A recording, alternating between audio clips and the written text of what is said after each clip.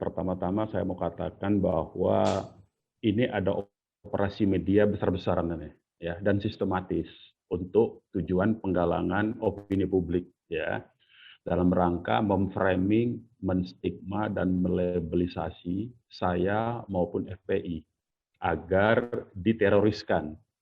Tujuannya apa? Supaya kalau organisasi FPI itu ya, sudah di label, di framing sebagai organisasi teroris, ya, maka pembunuhan-pembunuhan terhadap anggota-anggota FPI itu menjadi sah, gitu loh. Nah, itu saja sebetulnya. Jadi tujuannya tidak lebih dan tidak bukan adalah untuk memframing, menstigma, memberikan label teroris kepada FPI dan kepada saya, ya. Supaya nanti kalau saya mati ditembak di jalan, digerbek begitu ya. Nah, orang ya udahlah, dia teroris juga nggak apa-apa. Itu aja sebetulnya tujuan operasi media ini, dan itu dimulai terlihat betul ya. Operasi media itu ketika saya pertama diisukan ke Belanda, terbang ke Belanda kan. Jadi si pembuat operasi ini bodoh juga menurut saya, pembuat skenario ini. Kenapa bodoh? Dia itu dalam upaya untuk menstigma saya sebagai orang yang sok-sokan, itu kan waktu itu ditulis Munarman sok-sokan mau ke Belanda, rasain lo ditangkap kan begitu tuh ininya. Medsosnya kan begitu. Nah, artinya dia sendiri memberi tanda, memberikan informasi bahwa mereka tidak ingin kasus 6 itu diutak-atik sebetulnya, ya, ketakutan sendiri. Jadi si pembuat operasi ini itu satu. Jadi saya katakan jelas-jelas sekarang ya bahwa framing pemberitaan-pemberitaan yang sangat gencar ini hampir semua wartawan tanya ke saya udah bosan sebetulnya ya. Apa 1 minggu lebih ini ya, bahkan hampir 2 minggu selalu konfirmasi soal teroris begitu ya. Nah, itu pertama. Jadi saya lihat ini ada operasi sistematis yang besar-besaran dalam rangka pembentukan atau penggalangan opini publik dalam rangka cipta kondisi supaya nanti pengurus-pengurus FPI kalau ditembak mati ya ataupun ditangkap itu nggak ada yang bela. Dan kemudian kasus 6 yang ditembak di jalan tol itu menjadi hilang. Sebetulnya itu tujuannya ya, kita udah tahu lah, paham lah kita. Itu pertama. Nah, yang kedua juga saya lihat ya, ini bukan cuma yang siapa tadi namanya pengakuannya yang terbaru itu? Zainal Ansori, Bang, izin. Zainal Ansori. Kan sebelumnya juga ada yang bernama AA yang dari Makassar itu ditangkap kan? Nah, dua-duanya kan memberikan pengakuan pada saat setelah ditangkap tuh, ya kan? Dan dua-duanya saya lihat membaca di kertas itu sampai yang Makassar itu sampai 2 kali itu. Bahkan dimuat oleh Detik 20 ya, sampai 2 kali. Itu kelihatan betul tuh, kelihatan sebetulnya ya. Bagaimana yang dari Makassar itu tadinya kan 1 orang yang bersaksi di awal itu pakai baju kuning. Kemudian ditambah lagi karena kurang kuat kan, sudah dibantah oleh teman-teman FPI Makassar, dibantah, akhirnya menghadirkan 1 lagi kan, dan ada di Detikcom, saya juga nonton di Detik 20. Nah, itu kan keterangannya juga bertentangan sebetulnya ya. Nah, kemudian muncul lagi yang terakhir ini, siapa tadi, Ansori tadi ya, yang menyatakan dari Lamongan. Nah, dia kan juga sedang ditahan sebagai narapidana kan. Jadi kelihatan sekali sebetulnya operasi-operasi penggalangan cipta kondisi ya, operasi-operasi kalau dalam ilmu jurnalistik itu disebutnya operasi media ini sebetulnya ya. Kita udah paham operasi media ini seperti ini. Siapa yang ada memiliki memiliki kekuatan untuk membangun operasi media seperti ini, kita udah ngerti lah siapa-siapanya ya di balik ini semua. Jadi bukan kita tidak tahu. Jadi kepada masyarakat, kepada publik, kita hanya mau mengumumkan saja kita ini sudah tahu ya. Dan kalau kita dicelakakan, apakah itu berupa ditembak atau katakanlah dicelakakan dalam bentuk seolah-olah ada persoalan hukum, maka itu adalah juga sebagian dari rekayasa lanjutan dari operasi media ini. Itu yang mau saya katakan ya. Nah, sekarang saya masuk ke proses bukti ya. Sekarang proses bukti. Proses bukti itu ya, yang Makassar itu sudah saya katakan. Peristiwa di Makassar itu pertama dia salah ya. Pertama disebutkan bayat di Jalan Danau Limboto. Itu sekretariat Laskar FPI Sulawesi Selatan. Tidak ada bayat di situ ya. Nah, itu kan dikoreksi oleh keterangan yang kedua berikutnya oleh yang ditangkap di Makassar itu kan. Nah, jadi dia salah pertama itu sebetulnya. Nah, Yang kemudian terjadi itu disebutkan dikoreksi adalah di pondok pesantrennya Ustadz Basri almarhum. Ya, dua-dua kegiatan itu. Jadi saya mau cerita Makassar dulu sebelum yang nanggapin yang Lamongan ya. Dua-duanya itu. Yang Makassar itu saya diundang oleh pengurus FPI, ya, oleh pengurus Kelaskaran FPI Sulawesi Selatan pada waktu itu tahun 2015, ya. Itu dalam rangka seminar, ya. Karena pada waktu itu ISIS itu baru muncul. Karena kan ini kaitannya dengan kondisi Suriah. Jadi ini perlu urut nih, masyarakat ini mesti tahu tuh. Suriah itu terjadi konflik 2011. Nah, di 2011 itu belum ada itu ISIS.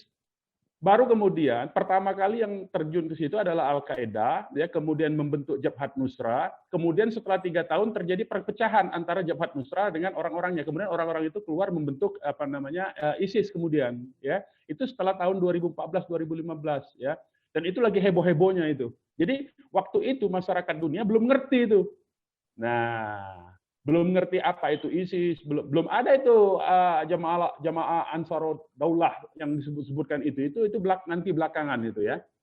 Nah, kemudian karena situasi global seperti itu informasi, saya diundang oleh teman-teman LPI Makassar untuk memberikan ini ada apa konteks global itu. Nah, saya kebetulan memang sejak lama, sejak tahun 2000-an awal ya, terus sampai sekarang itu selalu meneliti dokumen-dokumen counter terorisme. Nah, saya memberikan materi yang saya baca dari ada 2 dokumen. 2 dokumen ini dipublikasikan, diterbitkan oleh RAND Corporation. RAND Corporation ini saya kasih tahu ya, bahwa ini jaringan dari Zionis internasional ya, dan dia sangat berpengaruh dalam kebijakan politik luar negeri Amerika Serikat dan dunia terhadap dunia Islam ya. Nah, di situ disebutkan ada 2 dokumen. Dokumen pertama itu persistent threat ya. Persistent threat itu adalah ancaman yang terus-menerus ya. Yang kedua itu dokumen in their own word ya. In their own word itu adalah kira-kira dalam bahasa terjemahan bebas itu kita pakai bahasa-bahasa mereka, gunakan kata kalimat-kalimat jihad tapi untuk menghancurkan mereka sendiri. Itu dokumen in their own word itu. Dan kemudian persistent threat juga itu begitu, ancaman yang terus-menerus. Inti dari 2 dokumen itu yang saya jelaskan kepada LPI di Makassar itu ya, maupun yang di acara seminar. Saya nggak tahu waktu itu Ustadz Basri itu siapa segala macam. Saya nggak kenal ya. Saya nggak kenal. Saya diundang oleh, sekali lagi saya mau katakan, saya diundang oleh pengurus LPI Makassar. Saya diundangnya itu dalam rangka seminar karena saya punya informasi global tentang situasi geopolitik global ya. Nah, geostrategis global. Saya mau jelaskan ke mereka di 2 dokumen itu disebutkan strategi untuk mengcounter terorisme itu justru menciptakan terorisme itu sendiri. Nah, itu kan orang banyak tidak tahu tuh. Jadi begini maksud saya, di 2 dokumen itu dijelaskan, salah satu strateginya itu adalah membuat website palsu atas nama kelompok-kelompok jihad. Yang kemudian website ini mengkafir-kafirkan kelompok lainnya dan merekrut orang-orang yang masih awam. Jadi dia katakan bahwa orang-orang jihadis ini itu sangat bergantung dengan informasi internet. Disebutkan begitu ya. Nah, karena dia sangat bergantung dengan informasi internet, kita bikin katanya website palsu atas nama jihadis itu sendiri. Dan kemudian website itu merekrut orang, kemudian mengkafir-kafirkan kelompok lainnya. Nah, saya mau kasih tahu itu sama orang-orang Makassar itu, sama orang-orang Sulawesi Selatan yang berkumpul di Makassar itu. Saya katakan, Anda harus hati-hati, saya bilang. Bisa jadi yang Anda ikuti itu justru adalah pihak yang ingin menghancurkan Islam sendiri. Seolah-olah keras, seolah-olah dia paling jihad, ternyata dia untuk mengadu domba antar umat Islam. Itu inti dari yang saya terangkan dalam seminar itu. Nah, urusan kemudian setelah itu mereka berbahaya bukan urusan saya dong. Nah, itu yang pertama saya mau jelaskan tentang fakta. Yang kedua, soal foto ya. Loh, kalau foto setelah seminar orang foto-foto, masa saya larang? Nanti kalau ada foto siapa misalnya yang memfitnah saya itu, ya, foto dia di kebun binatang Ragunan, ada klaster primata namanya, ya, ada monyet, ada gorila. Kalau nanti dia di situ dipoto, di belakangnya ada gorila, ada monyet, apakah dia otomatis bagian dari monyet dan gorila itu? Saya mau tanya. Jadi pakai logika, pakai otak saya itu ya. Jangan sembarangan. Ini persoalan bukan persoalan apa namanya, bukan persoalan sederhana. Jadi tapi justru menurut saya membuktikan dengan cara berpikir logika seperti itulah, bukti-bukti yang seadanya seperti itu, mereka mau memframing, justru itu makin membuktikan, memperkuat bukti bahwa mereka ini adalah suruhan-suruhan ya, buzzer bayaran, kan sudah banyak mengaku tuh bahwa mereka itu dibayar kan, dibentuk oleh kelompok kekuatan tertentu dalam rangka operasi pembentukan opini. Itu pertama ya. Itu yang tentang Makassar. Nah, yang sekarang yang tentang apa namanya, Lamongan. Coba dilihat kata per kata, kalimat per kalimat dari pengakuan yang narapidana yang dari Lamongan ya. Saya mau katakan pertama saya tidak kenal tuh sama narapidana tersebut ya. Saya nggak kenal. Yang kedua, dia sendiri menyatakan tahun 2005 karena kami ini melakukan aktivitas yang keras, dikenal sebagai organisasi keras, kemudian kami mendapatkan peringatan katanya. Kan ada kalimatnya itu. Perhatikan aja itu. Ada kalimatnya. Kami mendapatkan peringatan. Itu bukan sekedar peringatan, dibekukan, mereka dikeluarkan dari FPI. Jadi nggak ada hubungan lagi. Dia mau kemana, dia mau jadi personil kerajaan Majapahit, mau jadi tentaranya kerajaan Sriwijaya, urusan dia itu, bukan urusan kita, ya. Karena dia sudah berhenti.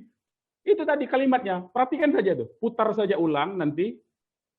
Konfrontatifkan dengan pernyataan saya yang dia menyatakan 2005 karena terlalu keras kami mendapatkan peringatan. Bukan diperingatkan, saya mau katakan itu dibekukan. Dan dibekukannya itu sebelum saya masuk ke FPI. Saya ini jadi pengurus FPI baru 2009. Saya udah nggak ada itu orang itu. Orang itu sudah nggak ada, ya. Saya sudah tidak kenal sama orang itu, ya. Nah, jadi kalau orang itu dikait-kaitkan ngaku-ngaku sebagai amir amir Jamaah Ansarud Daulah ya. Loh, itu urusan dialah ngaku-ngaku begitu. Jadi, karena itu tidak ada kaitan sama kita, ya. Nah, kemudian dia juga menyatakan 2014 kemudian dia kenal dengan Ustadz Basri. Lah berarti kan sudah jauh. Dia sendiri sudah dikeluarkan dari FPI sebelum 2008 kalau saya tidak salah. Karena waktu saya 2009 jadi pengurus FPI sudah nggak ada tuh orang, ya. Nah, jadi sudah tidak ada kaitan, tapi membuktikan lagi-lagi ketololan, kebodohan, kedunguan si penulis skenario. Lihat aja dia selalu membaca tuh kan orang itu kan. Dia selalu melirik apa yang dituliskan kan, begitu. Nah, kalau dicermati satu persatu, itu orang sudah tidak ada hubungan dengan FPI, ya. Dia mau jadi apa urusan dia, tidak ada lagi urusan dengan FPI. Orang dia sudah dikeluarkan, FPI Lamongan sudah dibekukan, sampai hari ini sudah nggak ada tuh FPI Lamongan tuh. Sampai hari ini udah nggak ada, ya. FPI Lamongan itu sudah nggak ada, ya. Nah, jadi itu yang bukti-bukti yang saya mau katakan bahwa inilah ya menunjukkan, membuktikan operasi media ini gencar sekali. Ini sepertinya nggak akan berhenti nih operasi media ini. Akan terus berlanjut sampai saya ditembak mati atau saya masuk penjara tuh kelihatannya tuh, ya. Nah, ini memang tujuannya sebetulnya. Nah, jadi saya mau katakan saja ya kepada seluruh masyarakat bahwa ini betul-betul operasi media skenario. Masyarakatnya sudah paham lah, ya. Nah, saya ingatkan ya, cara-cara kotor begini ini harus dihentikan. Kalau mau menegakkan hukum itu mbok yang jujur, yang adil, yang fair, ya berkemanusiaan yang adil dan beradab. Tuh lihat tuh Ustadz Maher, ya. Karena penegakan hukumnya tidak jujur, dia wafat tuh dalam penjara. Mestinya orang sakit itu proses hukumnya dihentikan, diobati, nggak boleh diterus-teruskan, ya. Nah, jadi itu sebagai salah satu contoh penegakan hukum yang tidak berperi kemanusiaan dan tidak beradab itu. Melanggar Pancasila itu, ya. Jadi jangan nuduh-nuduh orang, jangan membangun-bangun skenario, ya. Apalagi pakai buzzer-buzzer yang otaknya nggak ada itu, ya. Itu makin terlihat kebodohan, ketololan, kedunguan dan kegoblokannya itu, ya. Saya mau katakan kegoblokannya makin ketahuan nanti, ya. Nah, silakan tolong saya minta untuk tidak diedit ini. Biar aja konfrontasi saja. Biar saja saya dibilang orang ngawur dengan mulut saya, tapi saya mau katakan bahwa inilah operasi media yang sangat telanjang kebodohan kedunguannya dalam rangka untuk melabeling FPI semata-mata untuk mengesahkan, mencari justifikasi, mencari legitimasi supaya FPI itu boleh dibubarkan, boleh dibunuh, boleh ditindak apa saja terhadap orang FPI. Itu tujuan dari pembentukan operasi media ini. Saya kira itu, ya. Terima kasih.